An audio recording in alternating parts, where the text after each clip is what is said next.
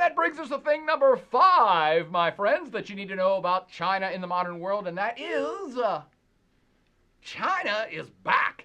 The dragon is awake, and China is large and in charge in Asia once more, and is a world power once more, taking its rightful place in history in its mind and perhaps the world's mind. In fact, I can't even take credit for saying that the dragon is awake. Perhaps a couple hundred years ago, it was Napoleon Bonaparte, Vive la Napoleon, who said something to the effect of, China is a sleeping giant. Let her sleep, for when she wakes, she will shake the world. That's what Napoleon was saying about China a couple hundred years ago. Remember, that's right when China started to slip as a world power and fade and go away and go to sleep.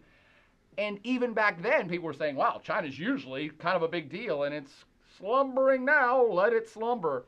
But that 2-century slumber is over, my friends, and the game is back on. Now, how do they get from point A to point B? How do they get from this horrific period of humiliation up to being large and in charge again? Well, let's go back to our story that we took a hiatus on when we talked about Tibet and Taiwan. When we left off the storyline, China was standing back up again after its 200-year period of humiliation. 1949, the People's Republic of China is formed under Mao Zedong. He says the country stood back up.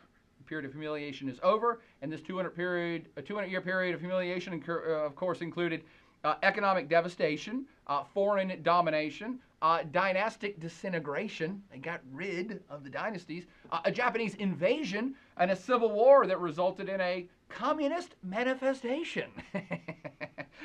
Remember, China turning communist is really only the second time a country on planet Earth has experimented with this. The Soviet Union was #1 from just a few decades earlier, so they're going to try out this new system. Now, does that mean that in 1949, China turns communist, the Civil War is over, foreign influence is purged back out of China, they're retaking control of their economy, so everything's good, and it's been a nice, slow, steady march for them to become rich again here in the 21st century? Hell no!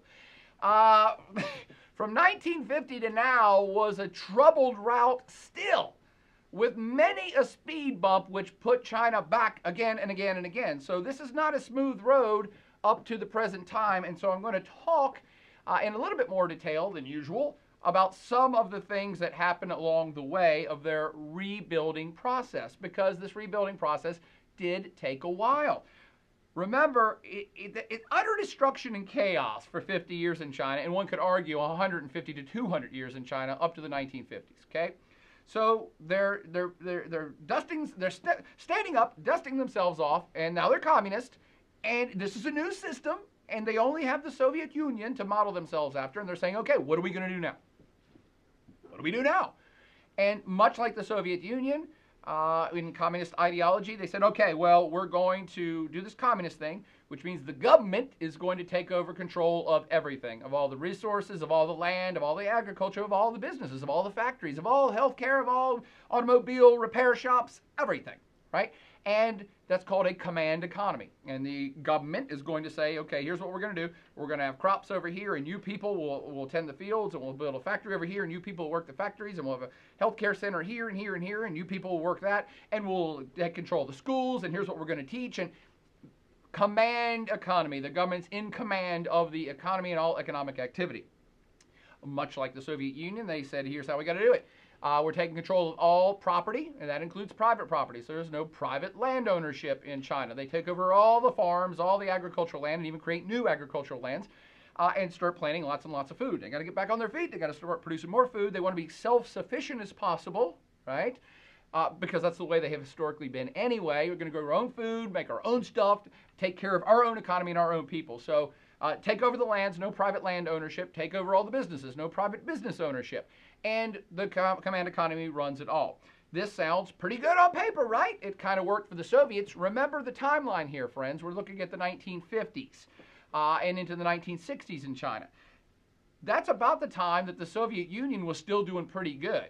They did that whole forced collectivization, is what we call it, when the government takes over all the land, and forced industrialization. which means that, hey, we want to catch up China as well. We want to be an industrial power like the U.S. and Western European countries and make cars and tractors and tanks and bombs and fertilizer and everything else. So we're going to accelerate and make that happen right now, too. And again, to keep the timeline in context here, the Soviet Union had done that and done it fairly well. I know we make fun of the Soviet Union because it eventually collapsed. But under Joseph Stalin, Lenin, who died, then Joseph Stalin, they did these same things, and they did catch up pretty quickly. They did take over all the agriculture, and agricultural production went up. They did force industrialization, and within a few decades, say 1920s, 1930s, 1940s, they were a top-notch industrial nation like the Western nations. That's the Soviet Union. China said, yeah, let's do that. And so they started doing that in the 1950s. They really wanted to kick it in overdrive, though. They wanted to catch up even faster than the Soviets did. So they had something called the Great Leap Forward. Leap forward. And rough dates for this, 1958 to 1960. 1961, if you want to call it that. Okay? And the Great Leap Forward was basically a pour fertilizer on this movement, pour gasoline on it, and catch it on fire, and put it off to the races. Let's really push this. And I do want you to understand kind of the revolutionary spirit that I believe was probably pretty prevalent throughout all of China at the time. They had just gone through a couple hundred years of nastiness. And so while not everybody in China was perhaps a pro-communist fan, really the masses rallied behind this and said, yes! We're proud of our country again. We're proud of Mao Zedong. He's our great leader. Let's all work together to make this happen for our society. And this Great Leap Forward was really a gargantuan collective effort on the part of the peoples and the leadership. I mean, people are happy. They're walking around going, yes, we're going to have to work 20-hour days, and we're giving up private property, and I have to put in long hours at the factory, but this is for our society. This is a good thing. Let's all work together and do it. Yeah! That kind of revolutionary zeal. But, as so often happens in the difference between communist ideology and communist reality, things didn't work out so well. And they didn't work out so well because, well, lots of different reasons. I'm going to summarize here. But remember, China's new at this.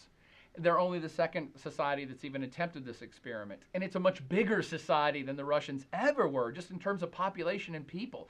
And the amount of resources that have to be controlled here by a central command economy government, it's a big task, and they're new at it. And it doesn't work out that well. And on top of that, people are so happy about wanting to do it that they lie. I've read about this in a couple different places. And what I mean by that is, even in the fields, the first year, agricultural production did go up, and everybody's like, awesome, this is working. We're planting more rice and more corn and more beans and everything, and it's working, and yeah, everybody's getting more food. This is good. Our society's working. And then year 2, it didn't work out so well. But everybody was so happy, they didn't want to have bad news. So they were like, no, it's still good. We still have more rice than we had last year, but that wasn't true. And everybody was so into it, the lies just kind of kept being perpetrated all the way up the chain of command to the top. And so everybody was thinking, everything's dandy. The numbers keep going up. Well, they really weren't.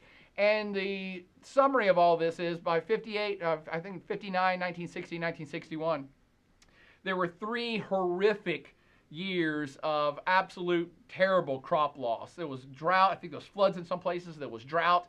And everybody was lying about it, so the numbers were going down, and people started to starve to death while they're continuing to say everything's fine.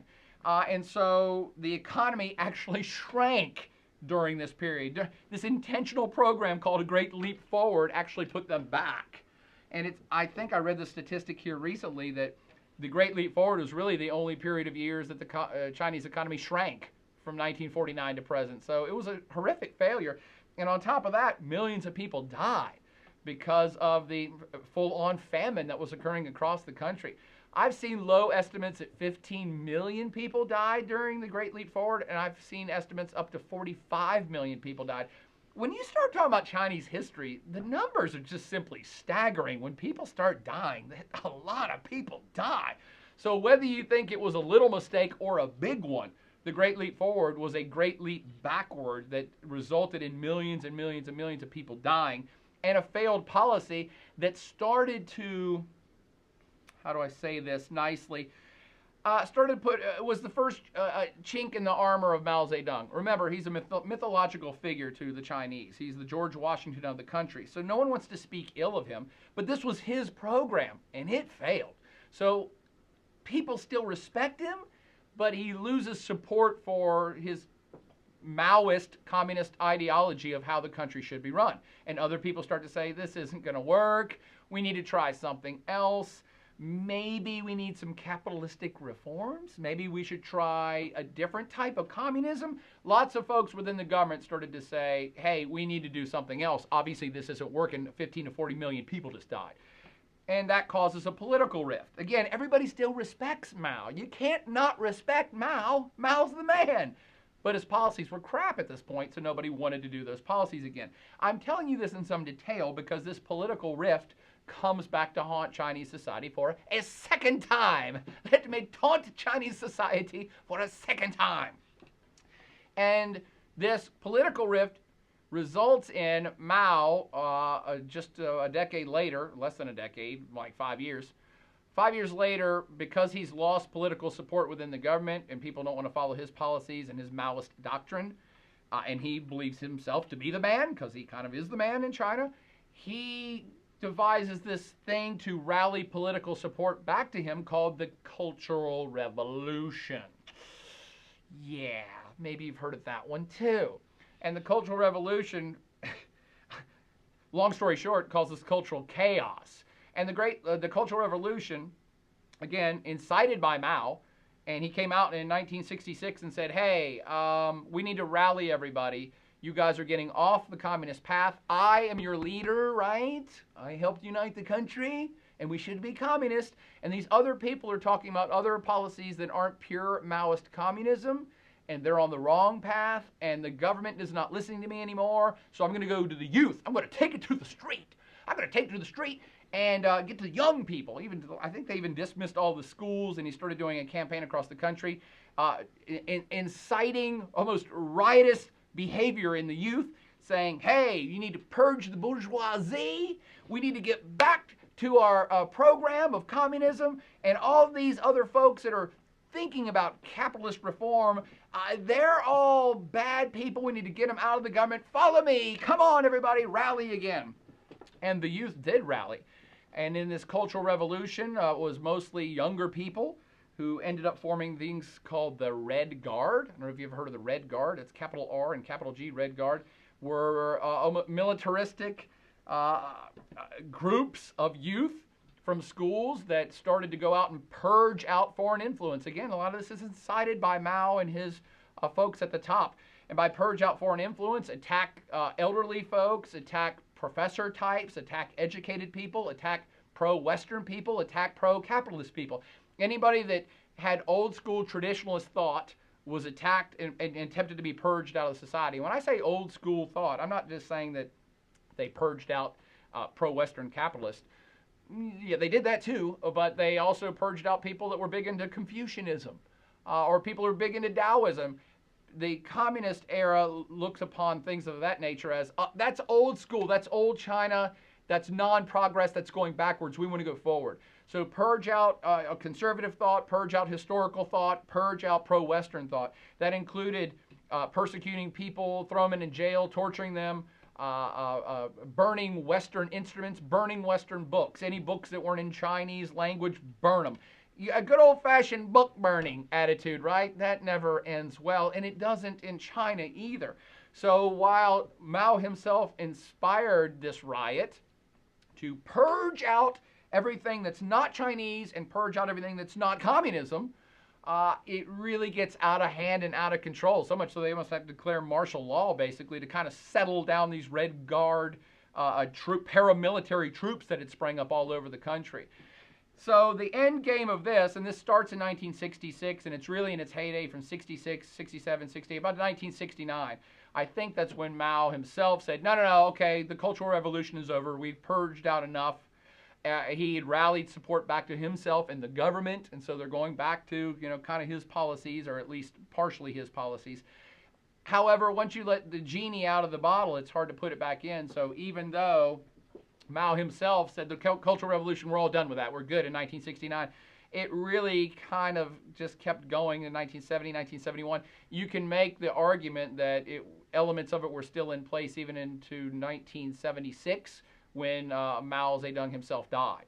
So I kind of refer to this as China's lost decade, because not only do I don't know how many hundreds of thousands of people were jailed, imprisoned, tortured, and killed. I don't know those numbers, but millions suffer because going back to this old school commie, rah, rah, let's do the Maoist communist thing that we tried during the Great Leap Forward results in not really an economic contraction, but it certainly was in growth. So the economy doesn't do much. They don't improve their lot very much in terms of industrialization or even militarization or anything like that. Progress is hampered by the Cultural Revolution, and millions more suffer. And they are still kind of not standing up as a world power. Really, they haven't even put their house in order. The Cultural Revolution is really a lost decade for China, even though it produced some awesome propaganda posters. And when you go into shops, curiosity shops or poster shops or anything like that in China, you can find this stuff all over the place because they really were good at promoting, right, the revolution.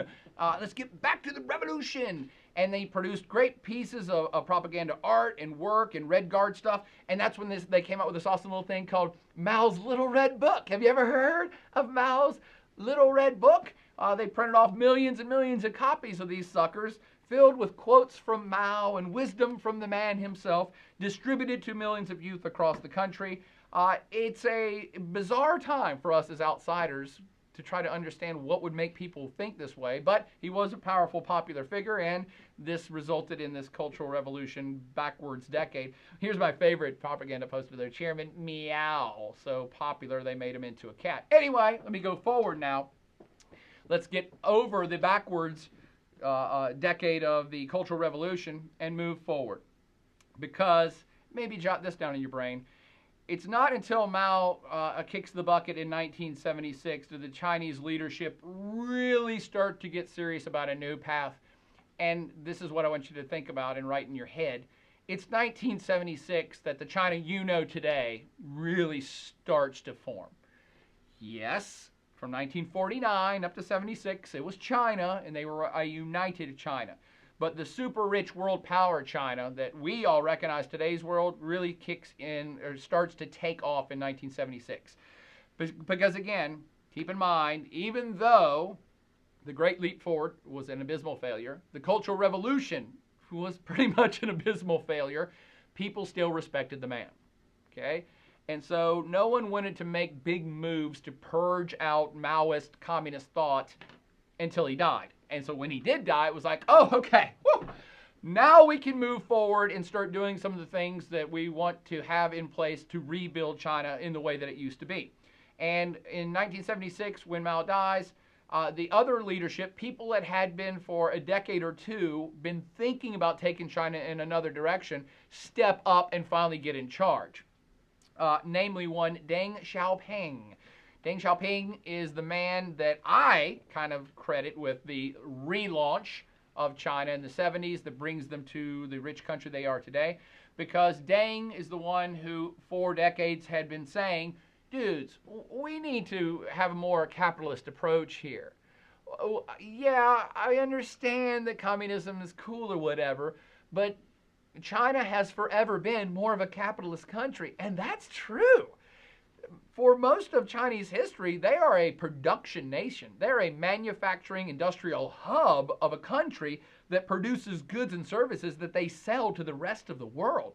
And Deng, very appropriately in the 60s and 70s, was saying, why are we doing this communist thing?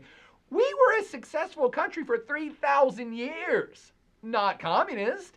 We need to get back to our base. He, by the way, was purged out during the Cultural Revolution. He was one of the major power players that Mao Zedong and that crew were trying to push out of power. I think he was in prison for a while even. So, but Deng he's an awesome dude. So when he gets back, after Mao dies, he gets back into power, and that's when they start more capitalist economic reform in the late 70s. And it starts to work very quickly, my friends. leading some to believe that the entire society was going to be transformed and transformed quickly. And economically, you can make the argument that yes, it was. Starting in the 70s, again, the Great Leap Forward was an attempt to accelerate all of this stuff. The capitalist reforms of the late 1970s actually did it. I mean, when people started to get a little bit more individual power and businesses were starting to privatize a little bit more, the government was starting to say, hey, look, we can't control everything. So we have all these big state-run factories, but we're going to allow other private corporations to start. We're going to allow some people to start their own car factories to compete with the state-run car factories. And surprise, surprise, all the private entrepreneurs start making money hand over fist very quickly. So they didn't just open the floodgates economically, but they started to lessen their grip on the control of the economy. And every time that they would cut another string to the economy and let it go, it would be successful. So success starts to build on success, and this is when China starts to become the manufacturing powerhouse that it had been for all the centuries before. It starts to get back on its feet in the 1980s. It's really, high flying. Economic growth starts to go through the roof on a consistent year in, year out basis. Their economy does start to get bigger every single year, and then next year it's bigger than it was this year. So economically, the shackles are starting to become undone, and people are starting to think, hey, our whole society is going to be transformed, because economically it already is. However, I don't think that we can say politically it was, because even though you can't really call China a communist command economy anymore. In fact, there's so little communist about China anymore, it's quite hilarious that so many of you, and maybe other Americans, think that China is communist. It's communist only in name of its Communist Party. And what I mean by that is, communism is this system of thought, right, where the government controls the entire economy and redistributes goods and services to its people. That ain't been happening in China for several decades now. It is full-on capitalism, and it's one of the main reasons why China has gotten so big and so rich in the last few decades. However, politically, they're still a one-party state. You know this stuff already from previous talks and previous readings. There is a political party in China called the Communist Party. It's the one that's been in charge since Mao had the country stand up. That political party is still there, and they still call themselves the Communist Party, and they run the government. But that's about as communist as China is the name of this political party. They're not running a communist economy. Forget about it. They're running a one-party state that has a political party named the Communist Party. That's it, okay?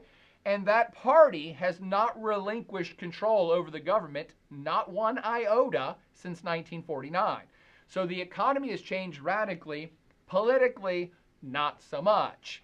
Individual human rights, not so much. So it is a bizarre take on things, that it started off as a communist nation where everything's equal politically and economically. But China actually never was politically that equal. People didn't have a vote. It's not a democracy. And then they even gave up the economic part of it. And so now they're a country that's politically a one-party state, kind of communist, not really. And economically, it's wide open, Wild West capitalism, okay? So a lot of folks during this period of great growth in the 80s were looking around saying, our society is transforming, which means we've embraced the West when it comes to economic things, so maybe we were going to politically as well. No, that did not happen. And the highlight of this, or the low light of this, if you want to look at it in that respect, was in 1989 when a bunch of college students, we're back to students again. See, students do a lot of things in other parts of the planet besides just go to school. Students started a mass rally in the capital of Beijing in Tiananmen Square. Maybe you've heard of Tiananmen Square. To have a pro-democracy movement. This is in 1989. This is just a decade after economic reforms kick in, or start to kick in. And one of the lesser-known reasons, I don't think people know about Tiananmen Square and the Tiananmen Square massacre. Maybe you've heard of that. Because as more and more tens of thousands of students and other folks started to arrive to attend this pro-democracy rally, the government had to make a command decision to either let it go or disperse them violently, and they, of course, they chose the latter. Brought out the fire hoses and the rubber bullets and baton people, and lots of folks died, and some were in prison, and all of it was captured on TV. Now, one of the lesser known reasons why this democracy movement happened was what was going on in 1989. What was happening in other parts of the planet? Oh, yeah. The Soviet Union was starting to fail, the other communist place. And Mikhail Gorbachev was the guy in charge. And Gorbachev was the one who in 1989 said, yes, we're going to have a glasnost and perestroika. We're going to restructure the government, and we're going to have openness. And you know what? If you Eastern European countries want to vote out of the Soviet Union, then go for it. Vote yourselves out. You know the end of that story. Yes, yes, you know the end of this Soviet story. That the next year, of course, the Soviet Union does collapse, and all these countries go their own way. They liberated the Soviet Union, and Gorbachev is the one who incited that. Now, what's that got to do with the Tiananmen Square massacre? Guess who was visiting Beijing when this protest started? That's right, it was Mikhail Gorbachev doing a state-to-state visit with Deng Xiaoping. And this was mistakenly interpreted by the youth who started this rally as a sign that the Chinese government was asking his advice on how to politically liberate China, just the way that Gorbachev had politically liberated the Soviet Union. That was not the reality of what the meeting was about. And so when this protest occurred, it was embarrassing to Deng Xiaoping and the Chinese leadership, and that's probably partly the reason why they decided to violently suppress it. Now, the point that I want to make to conclude this little rant is that this is in 1989. I know most of you still weren't born yet, but I was. And most of us that were alive at the time remember this because it was broadcast internationally. And it was embarrassing as hell for the Chinese government because everyone was thinking, wow, look, they're making all this progress. China's starting to get its place back in the world. It's growing economically. And then you just beat the hell out of your citizens on national TV. So this was a big setback. It was embarrassing for the government. And I'm pointing this out because I think the Chinese leadership learned from this point forward that we're not doing that again. We're not going to liberate politically our country. We are going to maintain Communist Party control over the government, and they have. But we're also going to put the kid gloves on when it comes to what we allow the outside world to see. Meaning we're going to treat everybody nicer. Okay? We are economically liberating people, and that makes them richer and happier, so people are happier. But we are going to, behind the scenes, make sure that rallies like this don't occur. And if and when they ever occur in the future, we're not going to break out the tanks and the rubber bullets. We're going to dispense with them much more quietly. And the Chinese government has worked very hard since then to make sure they don't get embarrassed on national television like that again. And they haven't. So I like this as kind of the last big negative press report that China gets. You have three biggies to remember that set China back a bit on their path forward here in the late 20th, early 21st century. And that is Great Leap Forward, Cultural Revolution, double wah, and the Tiananmen Square massacre televised internationally. But that's kind of the last bad press and the last bad speed bump for them to suffer. Because now we're going to catch up into the 21st century very quickly, I can do it, because there's not a whole lot of bad stories to tell. It's all stuff that maybe you know already. And that is, bookmark it now, the Tiananmen Square massacre in 1989. So politically, they're not going to be liberated, but economically, things are still going gangbusters. What happens after this? Well, 1980s was a whole decade of continuous growth for Chinese economy. Things are being liberated, okay? 1990s was even crazier. 1990s were on fire for an economic explosion. And by on fire, I mean double-digit growth. Did you hear what I just said? Double-digit growth for a decade? What I mean by that is when you're talking about economic growth of a country, the economic growth rate, maybe you know this from a previous lecture, is how much bigger is our economy this year than it was last year. So if it was worth $1 billion last year and it's worth $2 billion this year, wow, that's like a 50% growth rate. Or is that 100%? I've never been good with math. Let's go to 100% growth rate. No one grows quite that fast. But in China, by the way, economic growth rate for America is 3% is a good year. Wow, the economy's 3% bigger this year than it was last year? That's good. That's good for America. That's good for rich countries. In China, for the 1990s, economic growth rate year after year after year was 10%, 11%, 12%, 15%. Your economy this year is 15% bigger than it was last year? That's crazy growth, insane growth. And maybe it doesn't take an economist or a mathematician to understand how this happens, because by this point in the 1990s, China's population is over a billion people who have been slowly allowed to do more economic activity on their own and earn more money on their own. And part of the reason that communism fails, at least in the Soviet and certainly the Chinese models, are that when you tell people, no, it's all a collective effort, and you're just going to work at the factory, and whether you work 10 hours this week or 100 hours, you're just going to get a ration of food, and you get to go to the doctor for free. That's it. Under those conditions, no one works that hard. I think you do early on when you're all fired up about wanting to make your country better. But eventually, people just get lazy and or corrupt, or they don't see the sense in, why am I working so hard? Fred, the guy next door to me, he doesn't even go to work at the factory, and he still gets food and a car and health care. I'm not doing this either. So inefficiencies run rampant in these communist experiments. They almost always do, and it happened big time in China. So all the Chinese state-run factories, technologically they were behind. Production-wise, they were always behind. They could never compete when the private industry started getting involved in the game in China. And now I'm telling you, they had like 1 billion people who suddenly, instead of the Chinese government saying, well, you just go to work every day in your life and we'll give you food. Well, okay, I guess I'll go to work if I'm hungry. From that mentality to the harder you work, the more money you can make. And if you start a business yourself and you want to work 1 trillion hours a week, you might make 10 times more money and you can buy as much food as you want. Wait a minute now. That's some economic incentive that Chinese people jumped all over. And so people in the 80s and 90s were just like, yeah, I'm going to work more, earn more, and have more, and buy more.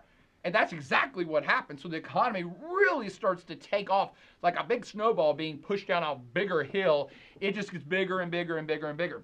Again, remember the numbers. 1 billion people in China. If 1 billion people just worked an extra hour every day, think about it. That's 1 billion more labor hours a day. You can do a lot in 1 billion hours. Well, some people can, not me. I'm pretty lazy. But it's a big deal. If 1 billion people in China were all just making bricks out of mud, just forming up mud in their backyard and drying it out and making bricks. And if every day 1 billion Chinese people decided, I'm going to work a little harder and make 1 more brick, that's 1 billion more bricks, man. That adds up over time.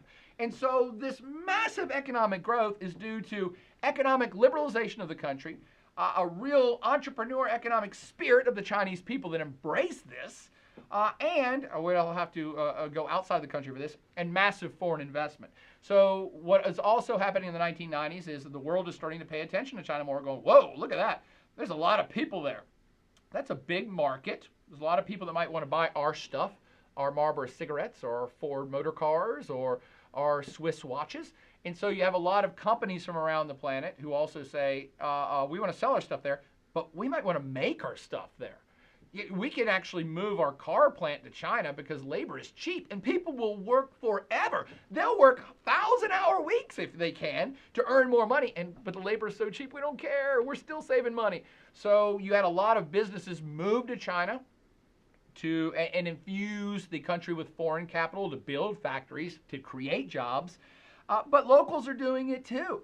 And so you also have foreign companies who want to come in to sell stuff to China. So you have this big mix of, the economic gasoline just keeps getting poured on this fire, and it just explodes in the 1990s right on into the 2000s.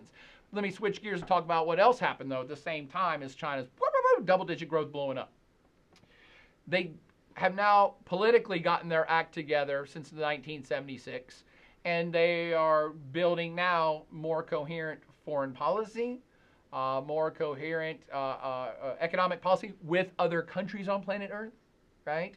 So they're starting to stand back up and say, hey, we're used to being kind of a big deal, and so we are going to get back that which is ours and reestablish our place as a important country.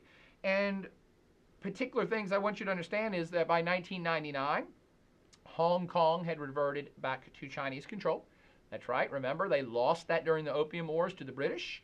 In 1999, the British sailed off. Hong Kong goes back to China. Same year, Macau was returned to China from the Portuguese. By the year 2000, the United States of America begrudgingly establishes a favored nation status with trade to China. China joins the WTO in 2001, the World Trade Organization. The economy gets even hotter at this point, because when you join the World Trade Organization, usually that lowers tariffs and eases entry of your goods and services into all the other WTO member countries. I still remember people in the U.S. raging about this back in 2000s, and was that an election year? Yeah, I think it was. And people would be saying, how can we be favored trading nation status with China? They're communists. They're communists. We can't trade with them, and they have unfair practices, and they have no labor laws and no environmental laws, and our businesses can't compete with them. I heard the same stuff about NAFTA back in early 1990s too. So this was a big deal for China to rejoin the states of the world in terms of economic clout. They come back in the early 2000s as the big deal that they used to be for centuries and millennia.